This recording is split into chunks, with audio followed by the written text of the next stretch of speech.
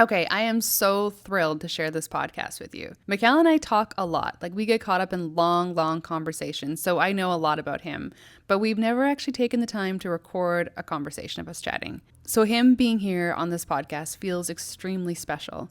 It was one of those like aha moments where he talked about something totally new, something I didn't know about him, the thing behind the thing. It was like a total full circle moment. It's crazy how we bring these little humans into the world, and then one day the little human becomes their very own person, finding their own way. And we, the mom, the ones who sit back in awe of them. It was honestly such an inspiring conversation. This episode is for you. It's for your friend, for your mom, for your teens. It's really for anyone that's felt lonely, lost, the pain of change, or grieved friendships, or just has sat in the awkward early years of adolescence. You're in a good place, and you're not here by accident. So let's get into it. Welcome to season 2 of the Naked Podcast, a space where ordinary people, just like you and me, share the moments that changed everything. This podcast was inspired by a conversation I had with my grandma, who once said, "If more of us shared our stories, fewer of us would feel alone." And that's exactly what we do here. On Naked, we talk about all the things, the wins, the losses, the growth, and the struggles. These are raw, unfiltered conversations about the parts we rarely talk about but deeply connect us. We are grateful you are here as we open up about the moments that shaped us. This is the Naked Podcast. Well, here we are. We are back in season 2. It has taken us a long time to get here. There is a giant pause, like 5 months of pausing and some serious inconsistency, but it needed to happen. There was like a lot going on in life. We ended up moving from England to back to Canada, and then from Canada to Nicaragua, and it's just been all over the map. And our time in Canada was extremely busy in good ways, hard ways, difficult ways, amazing ways. There's like a lot of beauty and a lot of like, oh my gosh, what is going on? Going back for my dad, who was really sick. And so there's just like all hands on deck. How do we make things better? How do we plug holes where there needs to be things done, and be support physically and mentally and emotionally? And it was a lot.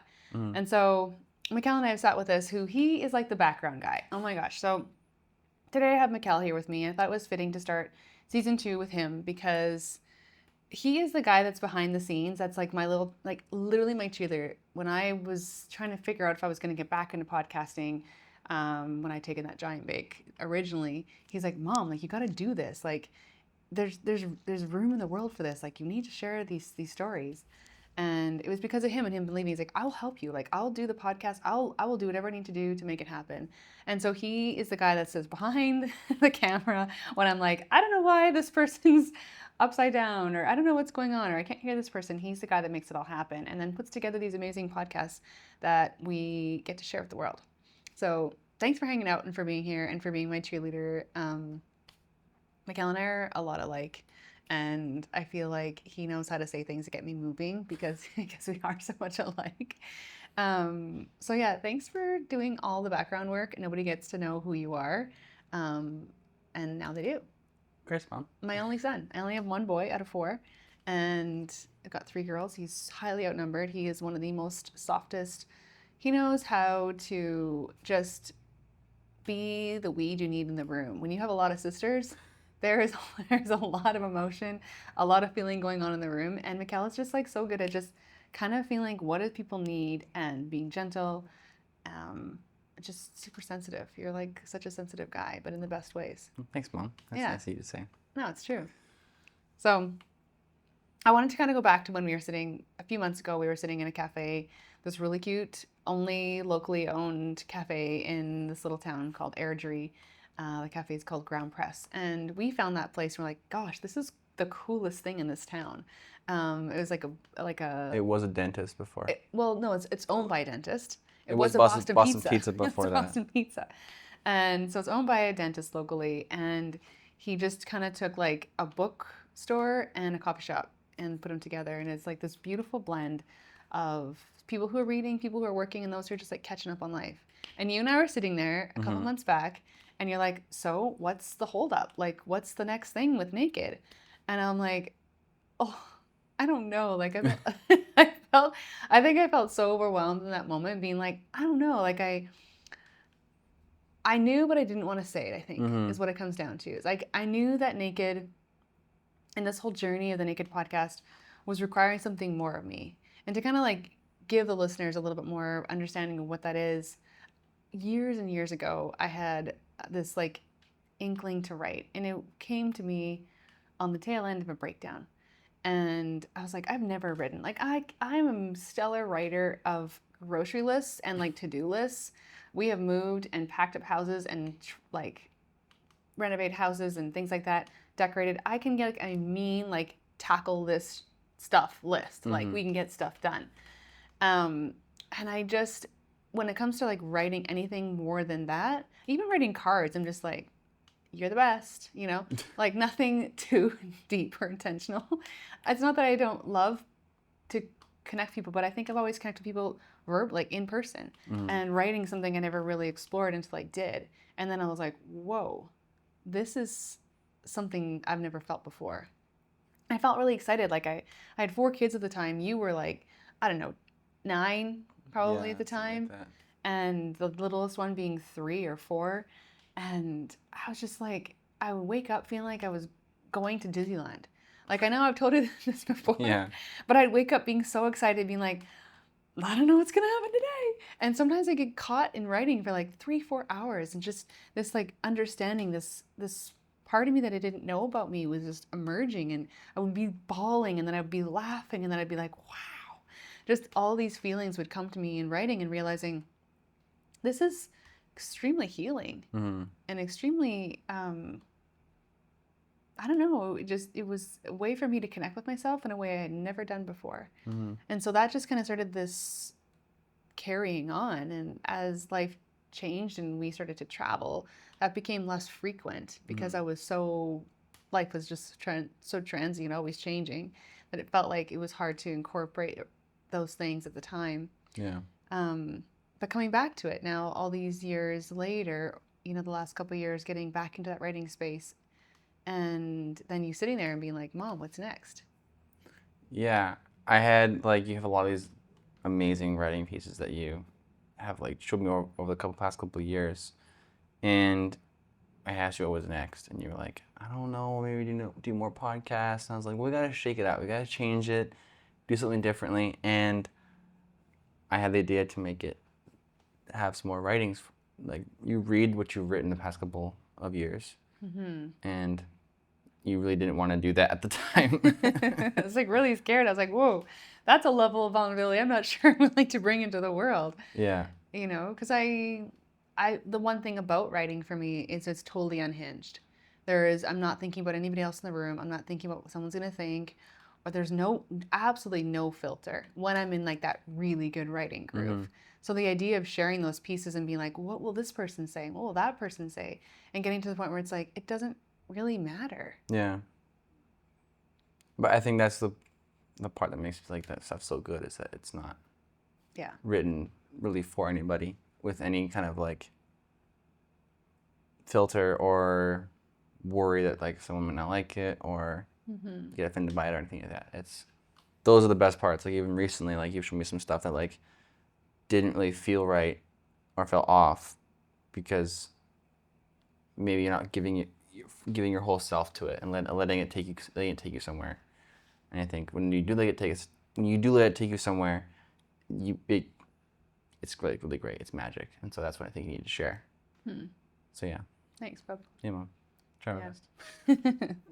So I'm doing that. Yeah. Naked Podcast is going to look different. I'm going to be sharing pieces that I've written, and going to have really amazing guests intertwined in that. And there's going to be some repeated guests that you'll notice are going to be constant in this season, which I'm really, really excited about. And thank you for pushing me and for believing in me and for putting in the hard work, even when I was like, I don't know.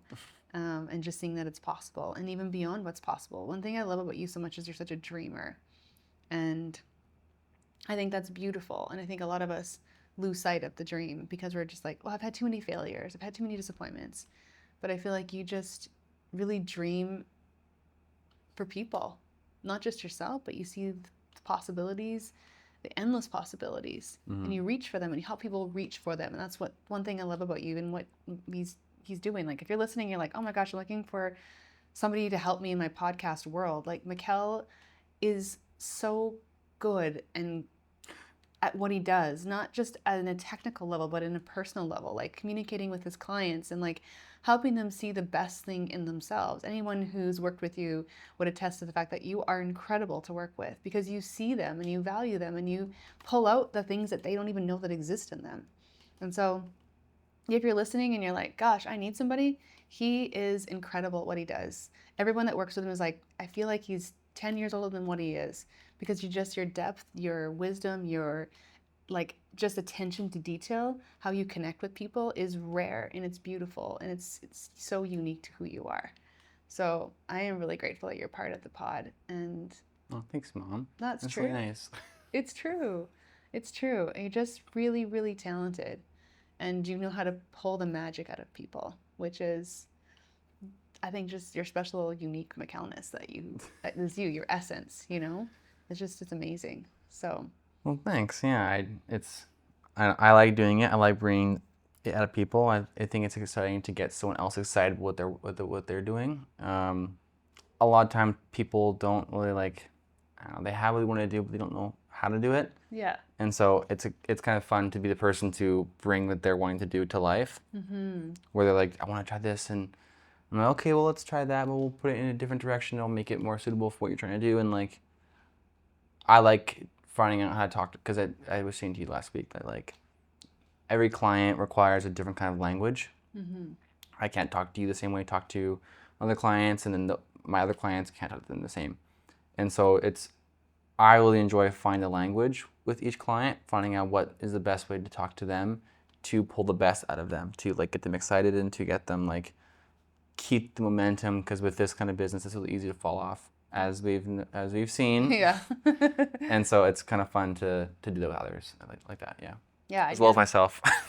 And you're really good at it. Like I think like it's something that you've naturally it's just part of who you are naturally, and you've realized, oh, like this person works like this, and it's a skill that like I think parents have to learn over time. You have 4 different kids, they're all like you communicate and teach and learn and like discipline differently because they're different humans. Mm-hmm. But you know this at like 21, you come into these like big meetings, these big projects, and you just like know how to help people find their magic, which is so amazing and so stunning. And I'm just really happy to have you part of the Naked. And this isn't a plug for him. This is not planned. Little plug. This is just like, honestly, you just know how to do it. And it's unique and special to you. And I think that it's going to take you into a lot of amazing places in the world. Mm-hmm. And I'm so glad I get to have you for this part. Well, I'm excited to be part of the pod and to take it to all new heights that it needs to go to. Yeah. Yeah. Yeah, we're on a climb. We're doing something different. Yeah. We're trying new things. With the excitement of Mikkel being like, you got this, and just revisiting things that I've written over the last years. I'm really excited to see what this will turn into, what this will come. I know that there's a book like brewing in me, but it's kind of like you said, sometimes it's like, how do you do the next thing? How do you take it to the next thing? And I think without taking that big giant leap to writing a book right now, it just feels right to just start integrating some of these words, some of these reflections, some of these like deep understandings of life, of motherhood, of parenting, of like body image, of marriage, of transition in life, of embracing your kids in different seasons, of going through hard things, of abuse. All these things are just wrapped up in these words that I've found and collected over the last decade. And there's so much there too. Like there's, like you've said, like decades of writing that are just there, that haven't ever been touched or maybe even read in many, many years. And so, I don't know, I think there's, like you were saying to me the other day, is like, what kind of knowledge are you sitting on? I think you're sitting on a lot of like good knowledge that like could help people, but also help yourself, like revisiting it. And there's definitely, I mean, you've talked about it for many years, but there's definitely a book brewing at some point. We're trying to get it happening, so. Yeah. Yeah. This is just that next step. Next step. Yeah. So thank you to all who are joining us for season 2, this adventure that is new to us. You're on a ride and so are we, and we're just trying something out new. We're just like stepping into waters we've never been into before. So I'm really, really grateful that people are taking the time to be here. It always means a lot when you know someone's tuned in, because there's a lot of things we can tune into. Totally. And when you choose this, it really means so much. I don't take it lightly, the listenership or the comments or the things that people share about the podcast and how what it meant to them. I don't take it lightly. I feel very honored when people would take a seat with us, Mm-hmm. and be a part of this community. So. And then I think the part that is really exciting for me is helping people like get their things going. But the part that really gets me excited is hearing like when my client says, "Oh, I had someone come to me on the street and say that they liked it so much." Mm-hmm. And that's when I'm like, "Oh, that's that gets me really excited to keep going." Because then it's like you're seeing the impact in real time of like someone saying, "This episode really helped me," and you're like, "Oh, that was an episode I didn't really didn't think too much of." Right. But you never know like what you're making, what impact it will have on somebody else, and so I think with anything kind of like making anything creative or really making anything, you have no idea what impact will be on somebody else because after you make it, it's no longer yours. Yeah. Right? It's everyone else's now. Yeah. And so that's the part for me that's really, really exciting is seeing what the response will be and like who it'll impact and who will have a perspective shift or something like that. Mm-hmm. Yeah. Like an aha moment. Yeah. I think oftentimes too, and I do this as well, is like I don't always share. I don't always say when something's like, wow, that was amazing. Mm-hmm. Oftentimes in life, I was listening to this guy in a podcast. It's like, if someone goes to a restaurant and something's not quite right, the chances of them telling them what didn't go right is so much higher than being like, that was incredible. Mm-hmm. It's like how we tend to like shy away from really telling people when it's amazing or something really impacted us versus when something didn't go quite right. Well, I think there's a couple reasons for that. Is because like receiving that compliment or that like allowing someone to say this was amazing and then receiving that is also like part of you, like you being comfortable and being like, oh, okay, that's really nice. Thank you for saying that. And not being like, oh, don't like it's part of receiving the compliments also. Yeah, that does go both ways. You're like, oh no, I'm just me, Yeah. And yeah. No, it's good. And I think that's the thing is I appreciate people like, man, I really, really connected with that. And so if you're listening and something disconnect with you in this season or in the past season, like, it means so much to the one that shared their story as to hear the feedback, to hear how you connected to it. So whether you're listening to this podcast or another podcast or something else, do chime in and do mention when something does affect you in a positive way, when something does change your perspective, maybe brings you a bit of insight or healing, or just makes you feel like you're less alone. Like it matters to the one that's sharing. Yeah, it keeps it going. It makes it feel more important. Yeah, it does. It does. It just you realize it's someone connected with it. Mm-hmm. And it's sitting here in this seat and sharing a story takes a lot of bravery, takes a lot of courage to sit here and be like, and this is a part of my story I've never said out loud. Most of my guests have never shared the parts that they've shared here out loud. Mm-hmm. And so it's a huge leap of like bravery to share that part of their story and to know that you connected with it. It's just, man, it's powerful. Mm-hmm. Yeah, and in the same way, like when either of us or anyone listening is like impacted by something else, like when you're impacted by something, it's,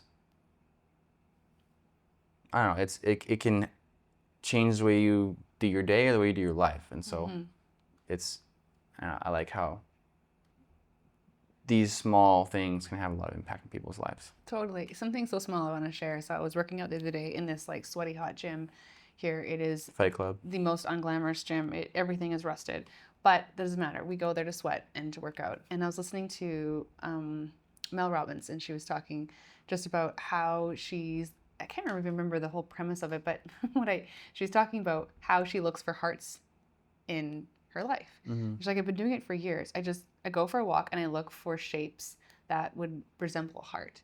And she's like, sometimes I see it like in a tree or a leaf, or I'll see it in like spilt paint or oil on the ground, or I'll see it in like a bunch of rocks. And she's like, I just look for hearts and just like looking for little bits of magic. And it's like we were just saying, you take things from podcasts, I never commented on it, but I myself have been like, oh, there's a heart. How just little things, you just take little nuggets from things and you realize that they do impact you. Yeah. Whether it's small or it's big, you don't really know. Yeah. And it's just like, honestly makes me feel a little happy when I'm like, oh my gosh, look at that heart. You know, it's just little, and it's just a little thing that she mentioned, but I was like, oh, that I'm gonna keep in my pocket. But I haven't shared that, so I should be like, hey, thanks for the hearts. Yeah. You know, it's like I've been looking for hearts. Yeah. So yeah, just thanks for being here. Thank you for sharing and like being a part of today. I always ask people what they're drinking. Mikkel and I we're both like, it is so hot where we are. We are both just going to water today, sticking with water because it's hot. We're in Nicaragua, and even on the cloudy days, it's like 30 degrees. So it's hard as balls out there. Yeah. So we are just enjoying some water. But we've talked a lot about one day you joining me on the podcast, and like, I always tell my guests, I'm like, I don't want to know where we're going. I like it to be as like authentic, and I don't need to know where we're going because that's part of the discovery for the people that are listening and for myself, that we keep it authentic, and that the expression and the exchanges are as real and as candid as they can be. So I talked to you a long time ago, like one day I'm in a podcast, and I'm like, know about the time in your life when everything changed. And maybe you're like everybody else. It's like, oh my gosh, there's so many times when everything changed, which can be like a bit hard to pick one. But when I asked you that, like today, when we were talking about doing this, was there something that just popped into your mind? I mean, like you said, everyone has like multiple moments, and but there's definitely like, I think a consistent with all of our family is like, well, like my sister, like us, is when we got deported, and started traveling. But like, I think that was a big shift, but it was more of an internal shift over the next couple of years that like put me into a good mindset, and into like who I am today. It was like a lot of like, I don't know, a lot of like internal growth those couple of years. If we can talk about it if you want. Yeah, like where do you see yourself in that? Like when you envision that, because like, just for those of you who haven't listened to some of our earlier podcasts, there are 2 podcasts where my husband and I talk about being deported. I'll put that in the show notes, but so you can kind of find those and learn more about what that all was for us. And we've been traveling as a family since 2018, which naturally, like we're like from a little suburban town to seeing the world, and that has just continued on and on and on. So when you think about that for you in your life, is there a specific moment, or do you just see yourself like, I'll never forget when we were deported, we went to this, I think it was like Booster Juice or something. It was like a banana juice store. Yeah, and you're like, juice, yes. Do you remember what you said to me? It was like a pretty cliche line. I was like, wasn't something about lemons? Or it was like, we can make lemon out of lemonade. Yeah, you're like, we can make some lemonade out of lemons or something. And like we had just been deported. Our whole like world had just crumbled.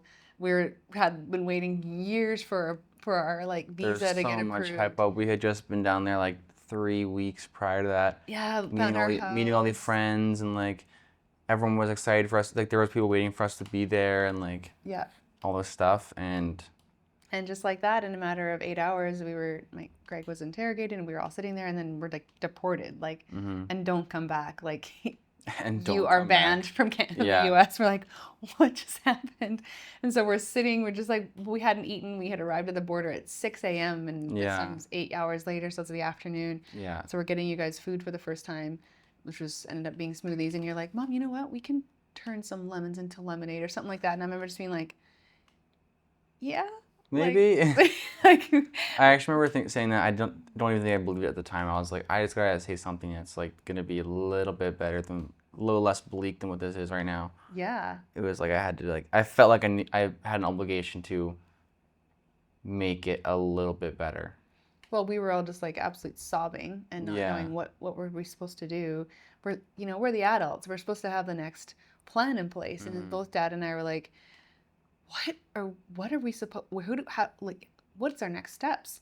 Because like we'd sold our home, all of our stuff was with a moving company who was waiting at the border for us to cross so they could cross, and it was just, now what? And so I think you're a very optimistic person. Like I said, you know how to like exist amongst girls of hormones. So of course, like so many things. Of course, you're like, you know what? I'm gonna find something nice to say here. Like, we can turn this lemons into a lemonade stand. Like we can make this better. And honestly, that's kind of who you are as a whole. Even though you went through some really hard parts in the years of traveling. Yeah. I think, well, like after that was a lot of like, I don't know, adjusting after that. Like we stayed in like that little town afterwards, and there's a lot of things that happened there, like internally, of just like wanting things to change, be differently, to like, after like a big event like that kind of happens, you can kind of really wish that things were different. And um, I don't know, find something else to like want or like latch onto. And I think for a long time I was just like, it was just like the lost months of our life. We were just like, there was literally nothing. It was like we would go from, there were some days, but I remember sometimes we go back and check like how your phone will check how many steps you've walked. And we were like, oh, okay, we walked like 800 steps that day, which is like from the bed to the bathroom 4 times, and then that's your day. Like, Yeah. a couple of times like that. But like we were there for a couple months, so it had been the same so much that like there was times when we're just like, I mentioned to you before, was like wanting just anything to happen, just like. Well, yeah. So for people to understand, so after we were deported, our lawyer was like, stay close to the border. Like, don't go far. We're gonna get this figured out. This is just abuse of like power, basically. And so we went to our friend's cabin, which is a small cabin. It was a 2-bedroom, 1-bathroom, smaller cabin. And for 6 of us, it was a tight squeeze. And we only had traveled with 5 days of clothing because all of our things were with the moving company. Yeah. So we're like, we got 5 days of clothing because we planned to Not nice clothing too. No, It's like like clothing, traveling clothing you wear on a road trip. Yeah, we're like, this'll be great. And then 5 days turned into 5 weeks, turned into 13. Yeah. And so we're just sitting there going, oh my gosh, what are we like? We're just feel like we're kind of shriveling up and kind of dying here because we don't have any next steps, and our lawyer's not getting any word, and we're just like, what do we do? And it wasn't until Greg like put up this huge like life-size post-it notes all over the house, and he's like, okay, I want you guys to write down your dreams, your wildest dreams, things you want to see, experience, do, like just write them on the walls. Do you remember how that felt? Yeah, I mean, it was a long time ago at this point. But I remember not being too sure, and like I know like I was always like trying to find a way to get back home. That was like my like underlining goal for many, many years, was like, I'm gonna get back home and I'm gonna live my life the way I wanted to live it before. Which looking back probably could have been a way of trying to reclaim something I had lost. And so I remember at the time like kind of making my answers like, I know I want to have my things. I want to have like have my own room, and like. Oh, you did? I did, yeah. I think about those things, and I was like what, 14 at the time. No, you were 13. 13. So yeah, it was like stuff like having my own room and like having like all my gaming stuff, and like that was my priorities at the time. And I wasn't the biggest fan. Like I think like in hindsight, I was like, this is gonna be cool. We're gonna move to like do all the other cool stuff. But like you said many times before, is like that was like a tough chapter for me in many ways, especially in like that kind of like development stage of your life when it's like, you're kind of want to have friends, and you kind of want to be doing like late night things with people, and like just doing growing up teen stuff. Totally. And I think for a long time I felt like I was robbed of that. I was like, definitely later in the first year, we were in Guadalajara, and we were in there's a lot of changes back then, but I think I resisted change so much, and like ended up costing me a lot of like missing the moments that I would have liked to be present for now. There's times I was just so enthralled with like the idea of just having friends in general, and like feeling very lonely. Yeah. In those years, even though I was surrounded by my family and like you guys and my sisters and stuff like that, which became way closer as a family from doing that. Like we became almost inseparable. But there's a difference between like your family and your friends. Like there's a very clear difference, I think. Mm-hmm. And I think looking back on it now, after doing all that stuff and like not being the best mindset those many years has brought me into a place where I can be in that mindset. Mm. I'd say pretty frequently, of like in that like lemons into lemonade mindset quite frequently. Mm-hmm. Like I'd say it's probably like my baseline is Yeah. a rather joyful individual, I think. But I Yeah. think I had to go through those challenging years of, I don't know, there was times when I would stay up like all night long, and there was times when I would, like a lot of it was like staying up late. It was like staying up late and like having time where I was like everyone was asleep, I could play games and watch movies and like no one was around, and like searching for those like, I don't know, searching for more isolation, I think maybe. Until like I reconnected with my cousin, and then me and him started playing games like every day, and that was a huge. And we still talk every single day, so it's like that, there was a good thing that came out of that. But there was definitely times when, like I mentioned Metric Waddle Hard, when I would like walk around with you guys, and I would have headphones on all day long, every day, just listen to music, trying to like drown out like whatever was happening in my head. And like we look at videos now and photos now of what it was like just like photos of back then. I think like, oh man, there was so much going on in that little guy's head, and like so much he was thinking and so much he was talking about in his head that he didn't like he didn't share with anybody. And there's just so much.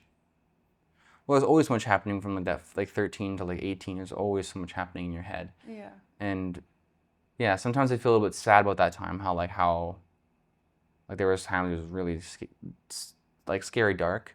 Yeah. Definitely really scary dark times. But like, yeah, a lot of just genuine like loneliness. And I actually think that's kind of where my really big passion for movies and stuff came from, which I mentioned to you was like finding those friends in like, it sounds so sad, but find those friends in like TV shows and like movies where it's like I would return to the same show over and over again, or other medium over and over again, to just kind of like feel like it was hanging out with the same people, which I think can be the same for a lot of people. But I don't know, I think that's kind of where a lot of that love for film came from, which was feeling like there's something else there, and a bit more like connecting with something else that doesn't really exist. And it feels more personal, because like this isn't real. Right. Even though how much you wish it is real, Yeah. it's not. And there was a comfort in that, knowing like it felt like I had my own friends in these own movies, trilogies, TV shows, and stuff like that. So that's kind of where I started really getting into that, and it's kind of led me into like what I'm doing now, and what I'm going to go into doing. Do you feel like that feeling was perpetuated or like increased because Mikkel is somebody who has a really hard time with change, and typically in life he'll have these intuitions, these knowings, these like visions, if you will, of like this is going to happen, and then it happens. It's like it's like you need to have this preemptive like this is going to happen. Yeah. And your body kind of has this insane connection to like the next. And I wonder if like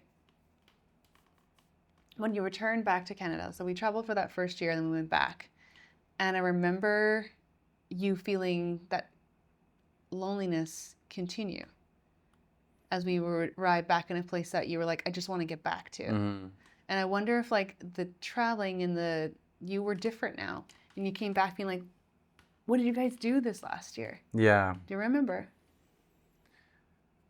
Well, I think you're asking two questions there. Yes. But the first question about like intuition, yeah, like I think how old was I? 9 or something like that. I had a dream where I like woke up in my room and I saw our house was empty, and specifically remember green suitcases, and a moving truck on our front lawn, and we were going somewhere hot and far away.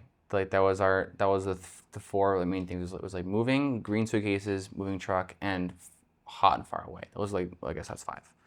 And I remember telling you one day, I was like, Mom, like one day we are gonna move, and it's gonna be far, and it's gonna be like big. And I remember in the dream like seeing like saying goodbye to all of our friends and family on our front lawn of our old house, which kind of happened at some point.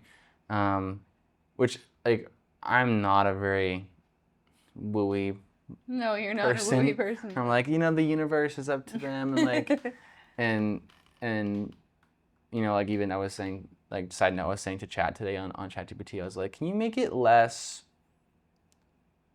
hand wavy? And it was like, okay, yeah, so less the stars align kind of thing. I was like, yeah, please, because I think maybe I'm like slightly like allergic to that kind of language a little bit from like religious stuff and whatever.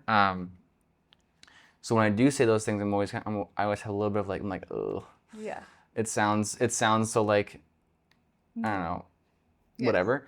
But there was, I remember telling you that, and you're like, this is crazy. Like, there's no way. Like at the time, it was like, yeah, Airdrie will be our place. We'll live forever. Like, I remember being like, what? Really? Like, we have no plans to leave anywhere. Like, we were fully entrenched in our life and our work and our, it's like we were leading a bunch of people, and it's just like there was no chance of that happening. There's no opening for like, and when we moved and traveled somewhere far, like it was just wild. Yeah. But you had this knowing, and it was like, it always kind of stuck with me. I was like, and then when it happened, when we got this connections and the visa, I'm like, oh my goodness. And then you had 2 green suitcases. That was the one I had in my room, was 2 big green suitcases. Yeah, and it was wild. Not like 5 years distance between those two, Yeah. whatever it was, 4 years, whatever it was. I was like, wow.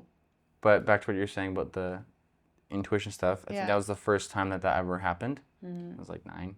And then as I've gotten older, it just started happening more frequently. Like, I guess I needed a lot of, like you said before, I took change horrible back when I was a kid. Like, even when it came from like moving from upstairs to the basement, it was like a huge change, which in hindsight is like not a very big change. It would be like But it was big for you. 1 story moving downstairs. But I think that was like a 5-year gap to let that kind of like simmer. Even I probably forgot about it, but I mean, I told you about it. And then like when we were here, I remember telling you one day, I was like, Lexi will leave. Remember that? Like January 1st, 2021 or 2022. I think I was like, Lexi's gonna leave us.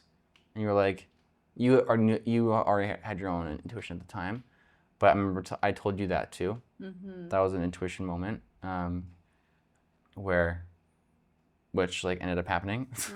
Lexi left and is now. I don't know what year it was now. It's all foggy in my brain and the years are all together. But yeah, when you knew before it happened and it was like, oh, that's happening. Yeah. So when you think about going back, that question I was asking when you went back to Canada. Yeah. Like, could you repeat the question in a more clear way? I just remember you wanting to go back. Like, as we're traveling, Mikkel's got a little countdown to, like, when are we going to be in Canada? Yeah. I was like, you know, we're traveling the world. The kid's like, oh, my goodness, look at these places. And he's like, and so I've got this countdown to when we're going to get back to Canada. And when we got back there, I remember you still having that feeling of wanting to be home, wanting to be with people. But then it seemed like that loneliness didn't seem to dissipate. Go away. Yeah. Yeah, I think because like when we left, we were always really close with our extended family.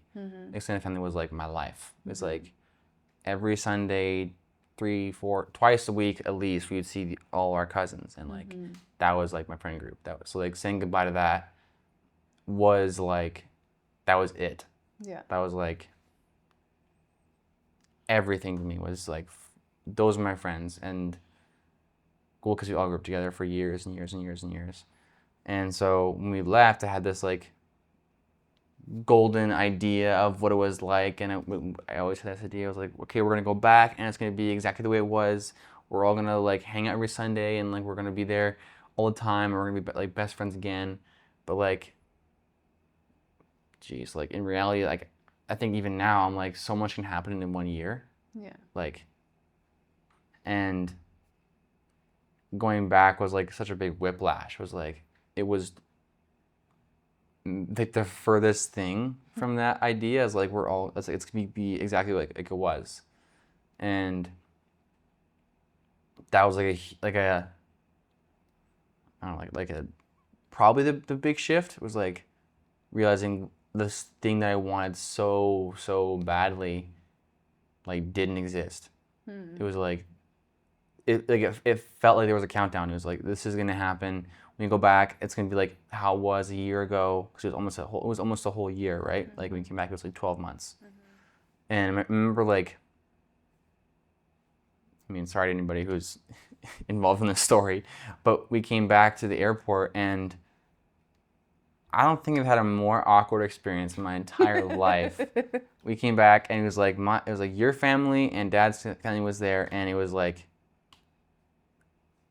I don't know, coming off the airplane, it was just like dead quiet. Like, people were like, "Oh my gosh, hi!" Like, we just came back from our 2-week trip from Hawaii, and there was like so much we wanted to talk about, because there was like no boundaries before when we left Canada prior to that. Like, we were like, I don't know, you tell your friends everything, and it was like, it felt like starting over. Like, getting back home, I was like, I don't know my family anymore. Like, they're so like different, and like I'm different from when I saw them, and they're different too. Like, we've totally grown apart in like proximity and like emotionally. It was like we were just like, our worlds didn't even align anymore.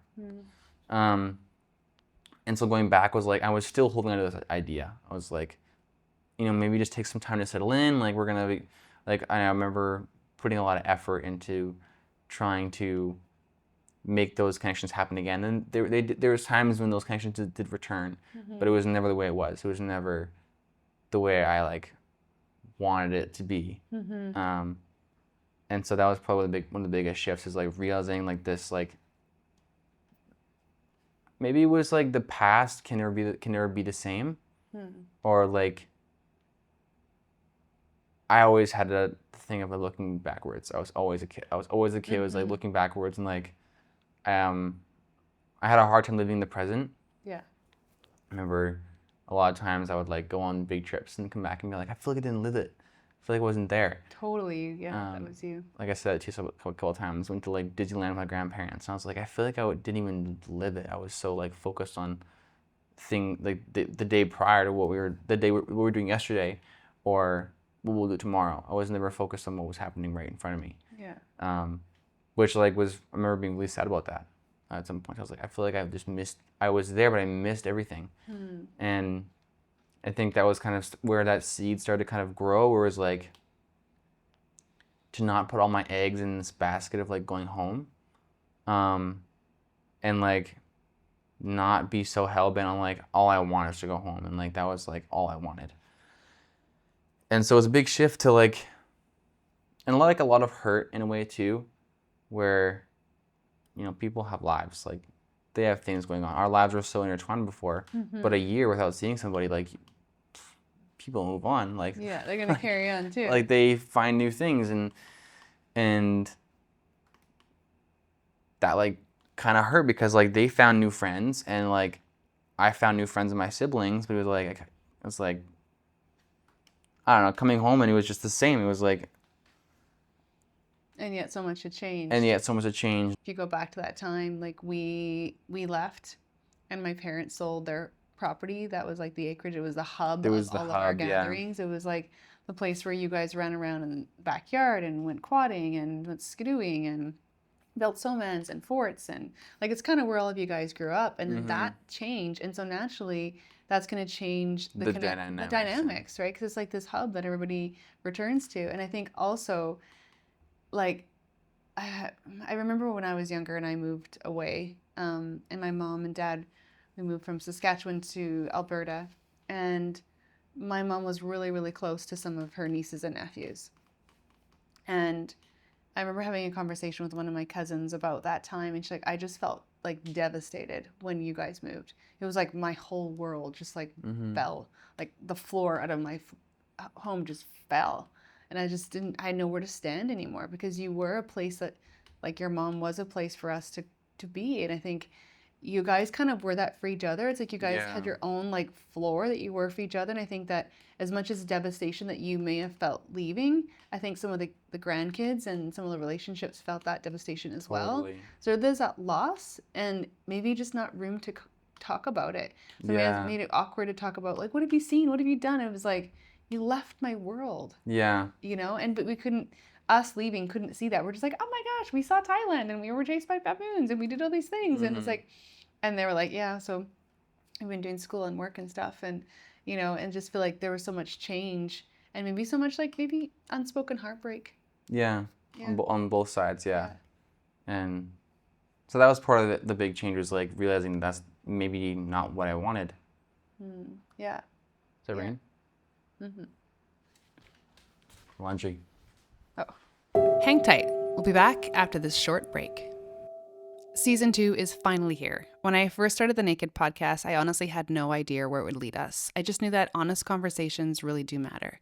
Somewhere along the line, I realized that the best parts often happen after we stop recording, the quieter moments, the ones you don't plan for. So this season, I'm inviting my guests to stay a little longer for those conversations. I am so excited to share that the Naked podcast now has a Patreon, a space with extended episodes, written versions of my solo pieces, and a few of the things I am building just for you. If this show has moved you, made you feel seen, or just kept you company, I'd love for you to join me there. All the details are in the show notes, just a little invitation to stay a bit longer. As we take this short break, think about someone who might need this story in their ears today and pass it on. Now, let's get back into it. Okay, we're back. Okay, so those of you who are watching us, we are a little wetter than we were a few minutes ago because we were in Nicaragua, like we mentioned at the beginning.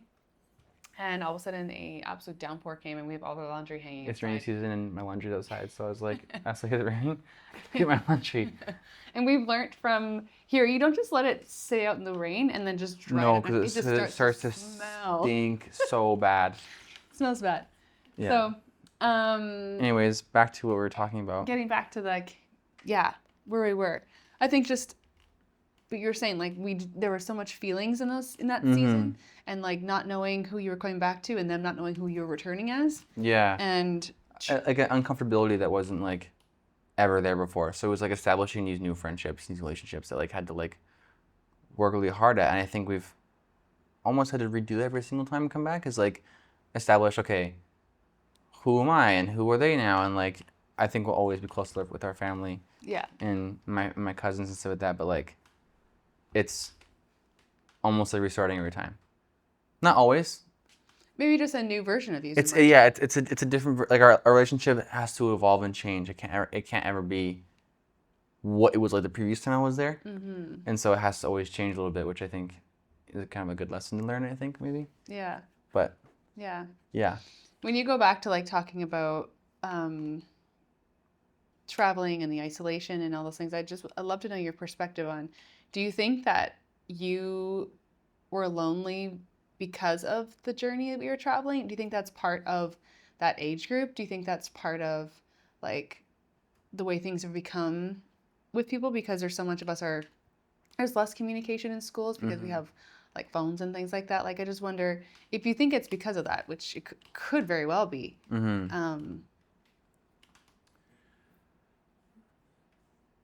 I think it was a product of like the timing of my life. Like I was I think it was in the time of like we had left our family and I was expecting to go to the United States and we already had friends there. Yeah. And so I was expecting to make this like fluid transition from like, okay, we had this huge goodbye with our family, like huge, like everyone's weeping, huge goodbye. Yeah. And like this readiness to like go into this next life of like having new friends and like a new life and like meeting all these people and like the loss of like, I'm the kind of person, I can get pretty attached pretty quick, at least back then I was.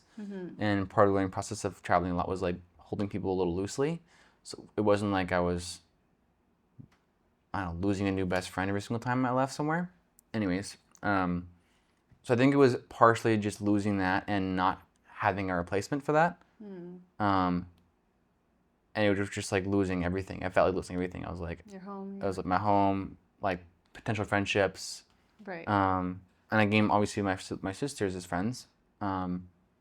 But again, like that, I think that was probably it. And there's definitely a loneliness epidemic in my generation and like even people now. Like I have felt on and off loneliness for years. But it was a long time of like, I don't know, going back and forth on that, where I was like really lonely and then I wasn't, and I was very lonely and then I wasn't, and I was lonely and I wasn't. To in a point now in my life where I'm like, I had to make a conscious shift. I'm not too sure when that shift was. Let me just gotta think about it. I think that was, we were back in Canada for COVID, and I was dating somebody at the time, and they randomly dumped me after like it was like half a relationship. It didn't last very long, but they dumped me, and it was like this extreme loneliness of like I had somebody I was like seeing and really liked hanging out with, and then after that I was like, I don't know, I was like, I've done this so many times on my own, where I was like left friends and then like whatever, and then You've had a lot of hellos and a lot of goodbyes. a lot of hellos, a lot of goodbyes, and I think after that I was like, I'm gonna like be okay with being alone. Like being alone isn't that bad. And after that I kind of embraced it a little bit. It was more of a, less of a, I gotta find a way to like fill in the space in between, and more of a, okay, let's, like I said, back to like, let's what do I like about being alone? And I think something I wrote down was like, being alone can be addictive, where it's like you don't have to deal with everyone else's BS, and like you're like, I think being alone results can at the time can result in a lot of like growth for yourself. Like I was getting into like journaling. I was like watching the movies I wanted to watch, and I would get up at the time I wanted to get up, and I had like this like big whiteboard of goals in my room. I was like, okay, let's do 100 pull-ups. Let's do lift this much weight, and like, you know, get a car, and like all these things that I was working towards. That was more of a, I turned kind of like being alone into, not, I don't want to say a game, but more of a opportunity of, okay, let's get like, what can I do on my own? Which like came and went several times. Like after I went to camp and had an amazing experience with my friends there, and like basically lived there. I still think it's like one of my favorite times of my whole life. And leaving that was huge for me. That was a huge disconnect and a huge like, another one of those big hits. Yeah. And I had to return to like, what other things I'm doing, what other things I'm gonna like do for myself, that I'm gonna like be okay with being alone. And it got into like creating. That's kind of where I kind of started getting into editing. I was like, okay, well, like, I can't, if I'm just gonna sit here and watch movies and play games, I want to actually create something that like, that I like. And so I started picking up cameras and started learning behind computers, and learning how to stitch video together. And then, you know, that turned into I made like YouTube videos for like 5 months straight, and just like went through a boot camp course, and like I was basically we were in Mexico, and there was this laundry room attached to the house, and there was a table in there too. So I was like, okay, I'm gonna make this place basically my living space. Yeah. And I found a monitor in the closet somewhere, and I put my computer there, my Xbox, and all these things, and it turned this like little like I actually love that room. Looking back on it now, I would like, I go there, and I had like, it was so quiet, it was cold in there, and I had my setup, and I could walk around in circles and like talk to myself and like record stuff and edit and whatever. And it was like, that's kind of where I turned like my domain into like, loneliness was like not a downfall. Yeah. It was like it was like, look how much I can get done on my own without needing people to be around. And like, that isn't like sustainable for me. Like, I need to be around people and like have those connections. But I think I turned loneliness into a I don't want to say weapon, but into a positive thing. Right. Where it wasn't loneliness. It was like, I'm just alone. Right. And not in a bad way. Right. And I think after that, I started being able to be alone and be content, be really content, and be okay with my space, and which resulted in like a couple years later being able for me to like move out. Yeah. And like live like basically alone, and like I didn't have any friends, and I had a couple of friends I would see like once or twice a week, but other than that, I was like, I go to work and I come home and I make myself dinner, and I remember like being there and just loving my like space. Like I would come home and be like, okay, I'm like home. This is my space. I can make myself some mac and cheese. I can go to my room and watch a movie and then go to bed. And it's like, no one's gonna like stop that, disrupt that routine. And I really enjoyed that lifestyle for when I was there. And so back to your question of like, is it my generation? I think it's totally my generation. Like I have a lot of family and friends now that are like very lonely people, and like there's still always these times I'm like, man, it'd be so cool to have some friends. Friends that wasn't like not like over the phone, because we know people all over the world now, and don't think it's isolated to our group like my generation, but it's definitely a mindset that has to be shifted. And I don't know if like I feel like a lot of times when I was lonely when we were traveling, I was like, I had this energy that I was like wanting people to want me, and it felt like I think it was like repelling people in a way. Maybe I wasn't, but I felt that way looking back now. Yeah. Like I had this like angst of like, be my friend, and and that like you know when someone when you're talking to someone, you can feel if they want something from you. Yeah. And I don't think I have that anymore. Or I hope not. No. And so after that, I think it is a mindset of like I'm okay if I don't have any friends, or even in a relationship. It's like I'm okay if we're not together. If we aren't like if you break up with me or whatever, I'll be okay. Like, Right.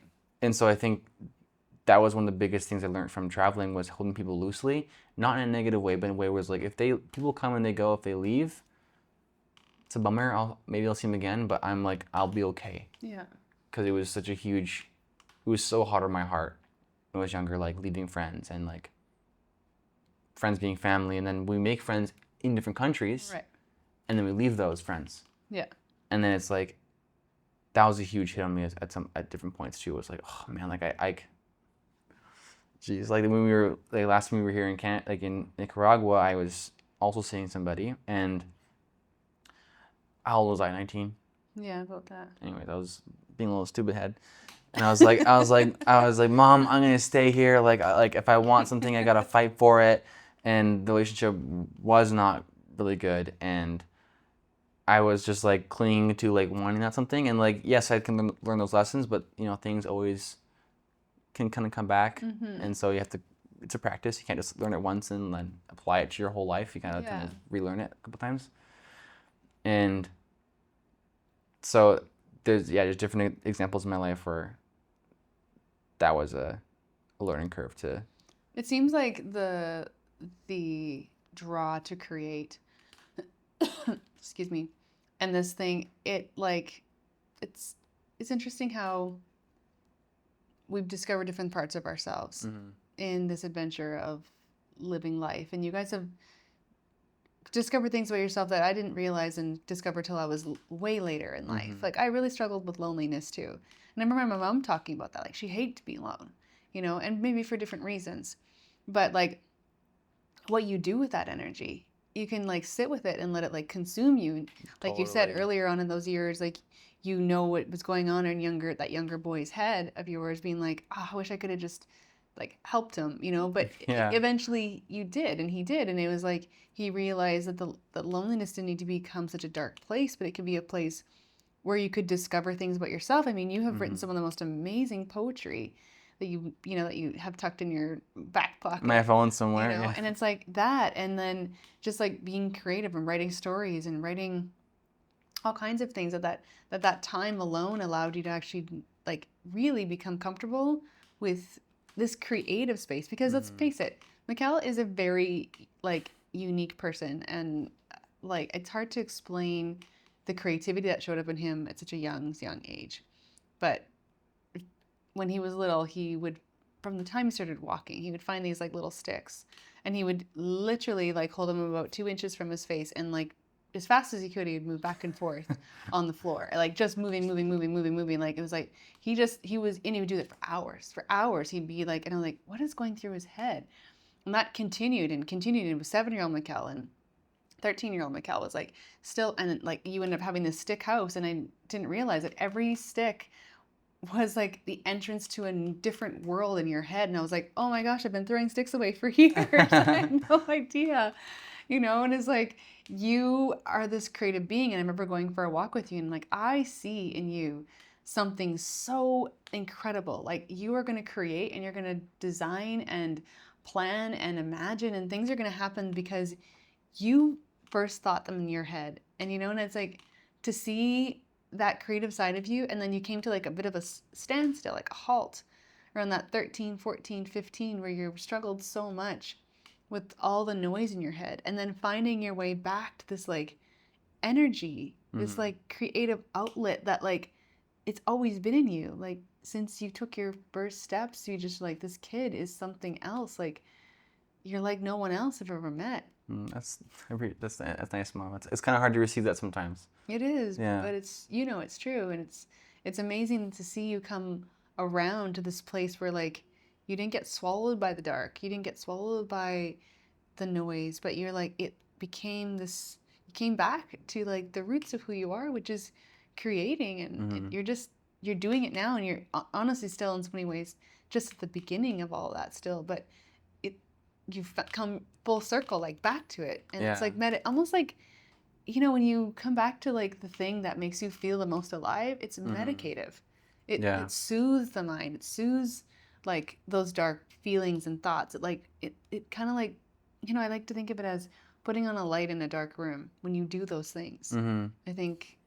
Yeah, like I talked to you about this the other day. I thought was like all the things that I'm doing now. I feel like are preparing me for what I'm going to do. And like you've said before, I've always been a really big dreamer kid. And back to what intuition is, as I said, like this year will be one of the biggest years of our life. And I do believe that. I think there's a lot of things happening this year that are, again, not a woo person, but there's a lot of things this year I think I can kind of see the potential of like what they will become. No, it's interesting, and as I'm sitting here listening to you talk and listening to like this, sometimes even in these conversations, there's discovery about ourselves. And you're like, wow, that happened, and this is who I am because of this. I'd like wonder, what would you want to tell 13-year-old Mikkel if you could whisper to somebody who's sitting maybe in that seat, or maybe has a child in that seat? Like, what's something that you would want you to know? Oh, geez, it's so tough because like I was saying before, it like almost hurts me to look at those pictures nowadays, like, or see videos, because there was so much, I don't know, like again with like a 13, 14-year-old, like you're don't know how to hold your hands, and like you're like, I don't know what to do, like I've just had my arms are long now, and like like I never noticed that I had arms. Like, what do you do with your arms? Like this like strange awkwardness, and I don't know, just something you'd tell like a kid in that. What would you have needed to hear?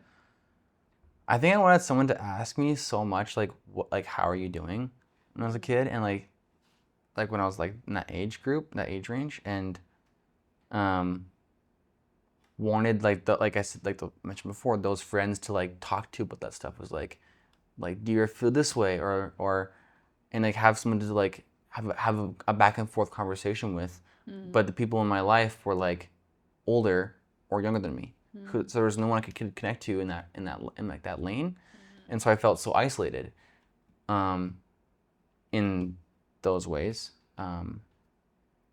But I think there's a strength in that I gained, and the strength in that is like being able to, like I said before, is like be alone and be okay, but also deal with those big mental battles alone and be okay, and not have like, anything harmful happen to me, like self-harm or anything like that. I think I was able to rise above that. Do you think that came when you were starting to write? Like, I remember you writing some poetry back then, and just like doodling and finding words. Was that part of that for you? Like, how did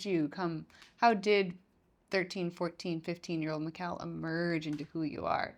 Like, what were the things that what were the keys, the things that you started to do that you're like, oh, this was like a bit of light in the dark room? I think there was, some actions for sure that like changed the way. It was like when I started doing editing and started creating things on a computer and like, you know, taking an idea from my head and putting it onto a screen and then like showing it to people and being like, what do you think? But for me, even now, it's really a mindset that like I have to like return to. And like in my journal, the back of my journal, like the hard part of my journal is, I think it was like a reflection or what I want the mirror in my brain to look like.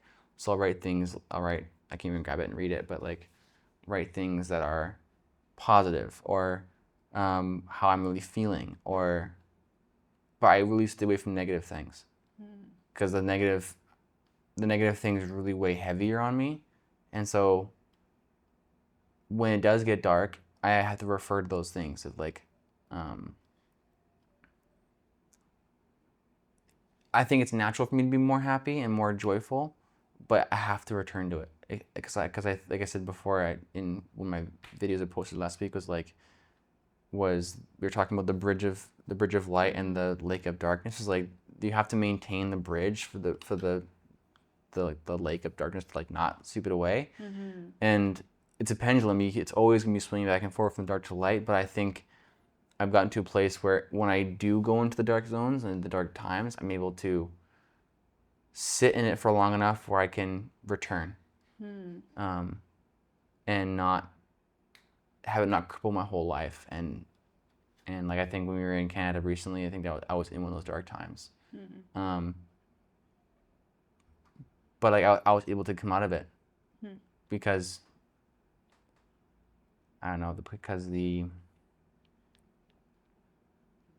I think it comes down to like because what I actually like doing. I like being happier. I don't like sitting in the darkness and being mysterious, and that's just not me. I'm like a more fun person, and I like being more fun. So I think I'm always in pursuit of that. So if it ever gets too dark, I'm always like, okay, I want to find the dark. I want to find the happiness again, and find the light. And you can't always just find it, but I always think the mindset I have, the kind of like mantra I have in those times is like, I've always come through this kind of stuff, and so I will come through this again. Like I've been through. Like the thing I kind of think about is just in a more, I guess, first person way is I think my mental strength is really strong, and I it's just like something I'll say to myself is like you've gone through way worse things than this. This is like nothing. So you'll definitely make it through this. So this is going to be a walk in the park. And I think going through that at such a young age with like being deported and like having such a huge loss, with like the friends I wanted to have and my family that like I was miles and miles away, was being able to be like, oh yeah, you've been through that, so nothing's gonna shake you now, I guess. Yeah, just realizing. But I think what back to what you're saying is like going back to what I tell like 15, 14-year-old me is, it sounds kind of dumb, but like it's gonna be okay. Like there's a lot of those times it was just a lot of unknowns and stuff, and also don't force it. Like whatever's gonna come to you will have to come to you, and anything I tried and forced at those times, like it never worked out. I was always like, back to the intuition thing is like letting the intuition lead you in those little things, and I think a lot of times I went against that in those times.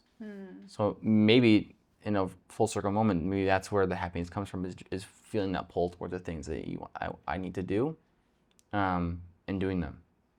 Because I wasn't listening to those things at the time. I was like, my body was saying, you should go to bed. And I was like, I'm not going to bed. And like, that just like fueled it more. Or like I would talk to people I wasn't really supposed to be talking to. Like I had some kind of weird friends at the time that like on the phone I would talk to, and it was like I had this weird feeling about them. I was like, no, but I feel less lonely talking to them. And so, you know, I think back to the whole circle moment is from when I was a kid, when I was telling you about the moving, is the intuition is what pulls me towards the right things. Because I feel like for me it's louder than, for me I find it's quite loud. The intuition can be quite loud. Where if I do go against it, it's like physically painful. And the last time I did that was when we were here last time, and I was dating somebody that I really shouldn't have been dating. And it was like physical pain where I developed like a weird sleeping problem where I would like wake up in a panic attack, and I would like, I think it's called CAR, like cortisol awakening response. I would wake up like in a panic state. Right after you left, it stopped. And so I think for me, like I have to follow the intuition to those things that are, to wherever it's going to take me, because I can't do anything else. Because it'll like, it hurts me too bad to not do that. So maybe I'm just realizing that now. I love the discovery, like just listening to you talk, and love the discovery of sometimes it is the process of just like walking ourselves through it to realize, oh my goodness, this is actually what it is. It's been like, it's been with me all along. You know, whether you like, it's just this knowing, the whispers of your soul, like being like, hey, like, like Mikkel was showing me this podcast the other day. He's like, you should listen to your intuition, you know? Yeah, the Zerke show. Yeah. And just be like, listen to that because it is your guide. And I remember like when you were little, I was like, if I could teach you guys to listen and hear that voice, then it's like there are so many times I have done things. I'm like, I know I shouldn't do this. I shouldn't buy this house. We bought a lot of houses when we were younger. And the one house, I was like, we shouldn't buy this house. I knew it. It's the only house we lost money on, you know? And even we were listening to on the, what he was talking to on the Zerke show, shout out to the Zerke show, was he was saying the hardest part about the intuition is when you want something, but the intuition's telling you to do something else. It's like, that's when it's really, really tough. Like back to the relationship, the person I was dating was like, I wanted it so bad that I was willing to like hush the intuition or that like pull to go to do something else. And it like resulted in a lot of problems for me. And that's when it gets really tough. Is when you like your intuition, if you're listening to it and you kind of like focus on letting it tell you what it needs to tell you, you know the answer before there's even a question, right? Like if you're gonna date somebody and you're a second date in, you should be able to be like, oh, this person's bad news, or you're like, oh, this person, we can be good friends, or if it's like, this is my person, I think at least I think you should be able to tell. Yeah. Or I think I should be able to tell. Just listening to your intuition, letting it be your guide, and telling your younger self is like, hey, you should go to bed. Yeah. I was saying, I don't know. Sometimes you have to go through it and be like, I'm gonna learn, and I'm gonna go through it, and I'm gonna accept those consequences. Part of it, yeah. Part of it. But I've just gone to a place where I'm like, you know what? If I'm feeling that this person's not in it, not it, or even this situation, I was challenged recently where I was given a job offer basically to go somewhere else, and I was like, that is not it. That is not it for me. And you listen to that, like, trust it. And so, because otherwise you found that if you don't trust it, it leads you into this really dark space, which is really interesting. Really dark space. Yeah, if I don't trust it, I can get into this really dark spiral. Yeah. And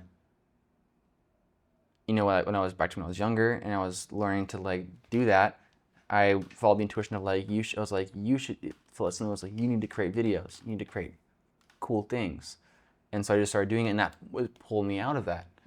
And so I think for me is the intuition keeps me from the darkness. Yeah. That's the light in the room, is listening to that. Yeah.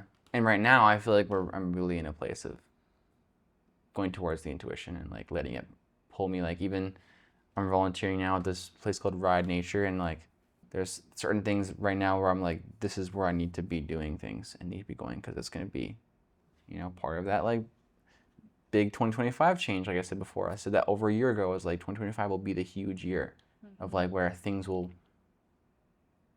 like things for us change every year. Yeah. I think we can track that in the past couple of years, of like the past 8 years of like big changes. Yeah. But I remember telling you that 2025 would be the year where we're like, we'll look back 10 years from now and go, that was the year where that set in motion everything else that we're going to be doing. Yeah. And so. Yeah. Anyways, yeah. Wow. I love that. Yeah. I love that full circle moment. Being like, actually, this is all about listening to yourself. And it's funny when you're a little child, you don't have to tell yourself. You're so easily led. Little kid is like. So easily led by that. Yeah. Right? Like 9-year-old you. So easily led by that 3, 4, 5-year-old you. Yeah, 9-year-old you is like, this person's weird. I'm not going to hang out with this person. Right. Yeah. Totally. Just don't even question it. Or like, I'm going to go build this thing. It's just like, and it starts to spark all these other things in your mind, and it's so healthy for you. And I think as we get older, we can really lose touch with play and with creativity, and how play and creativity are actually so good for our minds, for our bodies, for our mental health, you know, and bringing that back, like what you're doing, creating, writing, that's a form of play. It's a creating. You get to be playful with words and ideas and structures and all these things, right? Yeah. Which is really, really healthy for you, and I think for all of us. But wow, that was great. Yeah. I'm really interested. I was really interested to know where this was gonna take us, and it's like such a beautiful turnaround. Being like, and listen to your intuition, and listen to that whispers in your voice, and listen to it, and trust it, and your knower knows. You know. Yeah.